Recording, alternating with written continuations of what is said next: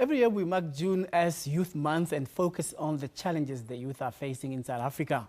While there are many problems faced by society, from access to education, unemployment and poverty, as well as HIV, others continue to struggle to realize their dreams in joining the world of business due to funding.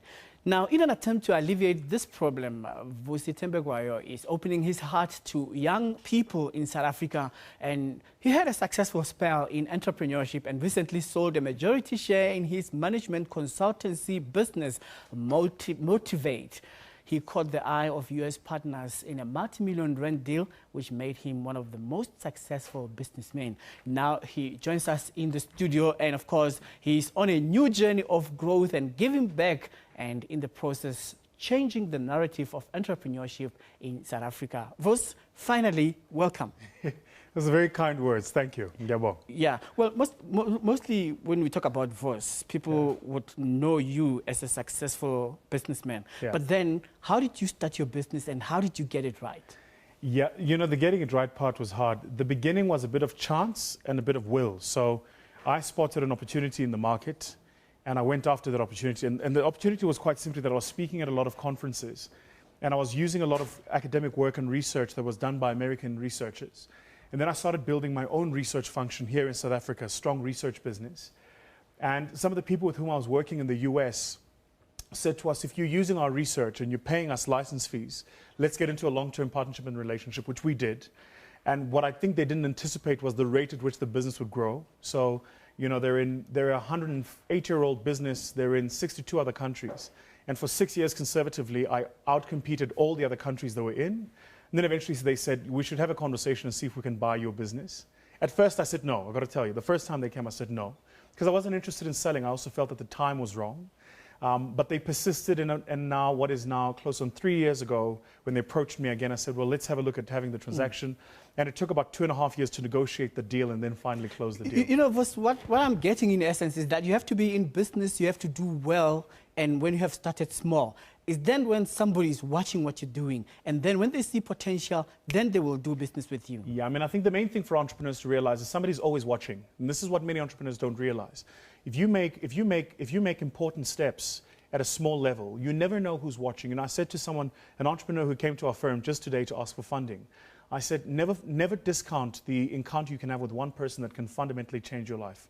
And that's, in effect, what's happened with my life, is I've had several encounters with separate people that has, at different levels, changed my life to a different stage. So if you are an entrepreneur, you need to ask yourself a simple question, which is, am I in it for lifestyle or am I in it for legacy? Because you can't do both. So if you are in it for lifestyle, then you live a lifestyle business. You'll drive a nice car, you'll live in an okay apartment, you'll send your kids to an okay middle income type of school. But when you die, your business will die. If you're a legacy entrepreneur, then that's a different kind of thinking. It's more long-term, but it also means you take a lot of pressure up front. So but it's very hard to propel your business to greater heights, especially when you are a guy from Kasi and you're struggling. And it's not only the issue of funding, but is your business living from hand to mouth. 100%. Because when you knock off in the evening, you need to put food on the table. 100%. How are you going to pay school fees, pay rent where you stay, and so forth? 100%. Now, let's bring business closer to home and to the grassroots level. Is it only the issue of funding if you have a great business idea? So funding is important. I just want to make this point. Funding is important. Funding is important, but is not necessary. You can start a business without funding. Here's what people don't understand. A business is nothing more than an application of skill for the commercial enterprise. My skill was speaking. If I can speak and get paid, I'm in business. If I can do a garden and get paid, I'm in business. I don't need money to do your garden. I just need the skill of gardening, right? So I think the mistake many entrepreneurs, and I see a lot of entrepreneurs, especially in Lokshin, you make this mistake, which is they think you need the money to start. You don't need money to start. You need money to grow. You don't need money to start. So if you're going out and saying, I want to start a business, give me funding, you're going about it the wrong way, because the funder won't fund you to start the business. It's too much risk. There's too many things you haven't done, too many mistakes you haven't made, that if I gave you 2 million, you have to make the mistakes using my money. It doesn't work. Tell me about the mistakes. What mistakes are we doing as South Africans? Is it a question of hustling, wanting to survive?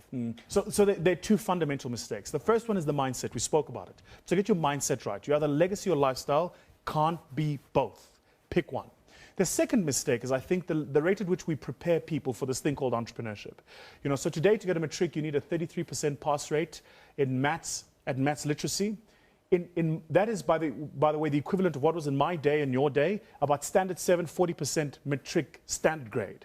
So basically, the person can't put together an algebraic equation, which means they'll never be able to put together an income statement. So what I'm saying is, when you are an entrepreneur, you lose the benefit of saying so-and-so will do that and so-and-so will do that. You do that when you're in a big business. When you're an entrepreneur, you're the marketer, your HR, your accounting, your finance, your operations, your strategy, your IT, you're all of it. So you need to then get very good at almost everything to survive. But there's a problem now because we want to be ambidextrous when we're doing business. Yeah. But here's the problem.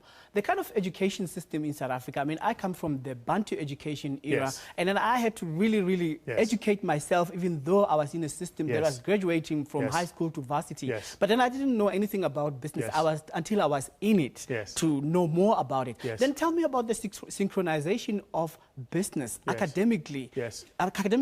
Academically speaking, yes. how is it really in sync with the operating environment for young people to be part of the mainstream economy? Let me just say this very quickly. Your point is valid and correct, but South Africans again need to learn that there is a difference between being educated and certificated. Those are not the same things. I can go to school and get a certificate, and I see it all the time. People come into our firm and apply for a job. They have a certificate, they're a chartered accountant. But you know what they do? They're good at debits and credits. That's it. Don't talk to them about strategy or marketing, they can't do it. My grandfather started a spaza shop. The very first time I heard about the term EBITDA was my grandfather explaining it to me at 12 years old. I was like, what is this EBITDA thing? And why does an old man who doesn't have a standard 2 know what EBITDA means? So I then went and learned earnings before interest, tax, depreciation, amortization. So the question is, how does an old man who was educated probably in the 30s and 40s, definitely went to a pre-apartheid schooling system that was not preparing the black man for economic enterprise, learn a term that is a corporate finance term? It's because even though he wasn't certificated, he went and got himself educated. The point I'm making, when you become an entrepreneur, the responsibility to learn how business works becomes your responsibility. You cannot blame it on the environment you're in and the education you're getting. But Vusi, somebody will disagree with you. I mean, like if we come from township yes. and rural schools, yes. you can't compare the education there with those who are attending at yours, downtown CBD. Joburg. I 100% agree. But again, I make the point. There is the education you receive, given to you by the system and the school to which you go. Then there is the education you seek. There is the things you do.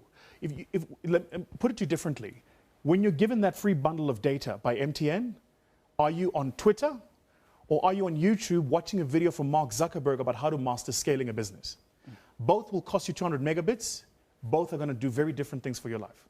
Now, the question is, all I'm saying is, I move beyond pity. There is a point beyond which you can't ask for pity anymore. There is a point beyond which you have to take responsibility for your life and say, I am going to do it for myself, it's regardless of that. It's tough out there in the world of business. I agree. Look, man, now let's talk about you have opened your heart to South Africans yes. and you have made it big and you want to help people. Yes. Tell us about this My Growth Fund. Yeah, so after the sale, I suppose you get to an existential crisis, which is, I've made a little bit of money.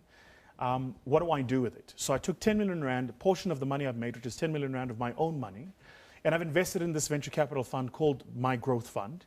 And in essence, what we're doing is we're recruiting entrepreneurs, this is important, who are post-startup, pre-maturity. So your business is running, you're typically doing about R1 million a month. People hear a million rand a year. People hear a million, they go, it's a lot of money. It's 80,000 rand a month.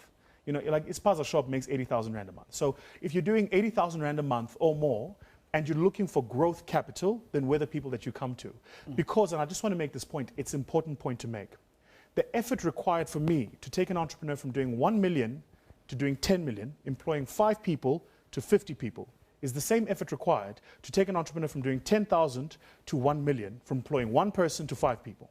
My entire aim is growth and scale. So I'm focusing my energies on entrepreneurs that are looking for opportunities for growth and scale. Okay, so far, what kind of businesses have been applying? Tell us about the nature of the specialty. So this is the most fascinating thing for me, is they come from all sorts of spaces. We had a young entrepreneur, young black entrepreneur, 122 million rand business in construction. Young lady in fashion, 2.3 million. Another young lady, her business does hair and hair weaving, about 5 million. Another young lady who came in and does training, 38 million. So they are all over the spectrum, which is for me what is exciting. And Bonkuma Bears Ageti, all these people are saying, you know, finally, someone understands that just because I'm running and I've got an office doesn't mean I've got it sorted out. I actually need help to grow, because it's important to realize you get to a point of growth and then your business can die. Before we run out of time, the contact, people must contact you now. How do they get in touch with you? I would say, so three things. Go to my website, which is mygrowthfund.co.za, mygrowthfund.co.za. Go to my personal website, vusithembekwayo.com, all one word. Or just call the office 011-312-7551. Got a ready call center of people willing to help. And we're talking to entrepreneurs. So anybody who'd like to join the program, jump in.